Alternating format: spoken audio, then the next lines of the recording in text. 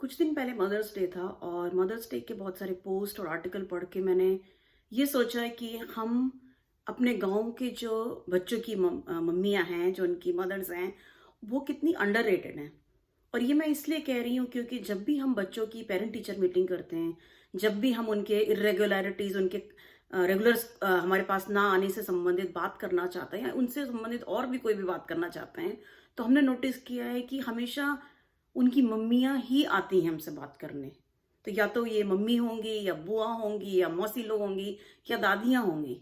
लेकिन कभी भी मेल गार्जियन उनके घर से नहीं आया और ये मैं कह सकती हूँ 99.99% टाइम ऐसा हुआ है।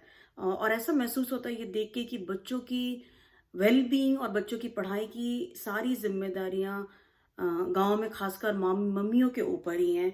अब आप ये आर्ग्यूमेंट कर सकते हैं कि शायद उनके जो पापा लोग हैं वो काफ़ी बिज़ी रहते होंगे काम में और इसलिए उनके पास समय नहीं मिलता है।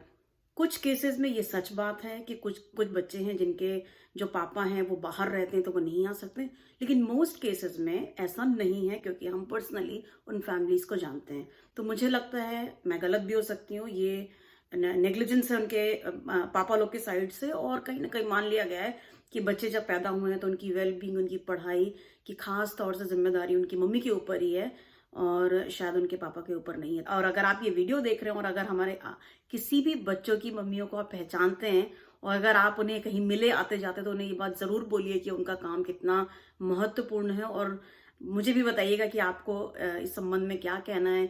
क्या शहरों में भी ऐसा ही होता है या वहां भी आपको लगता है कि जो प्राइमरी केयर गिवर है या जो बच्चों की वेल बीइंग की जिम्मेदारी मोस्टली मम्मियों के ऊपर है और ना कि सिर्फ ऐसा हमारे गांव में होता है। मुझे बताइए कमेंट बॉक्स में आपको क्या लगता है।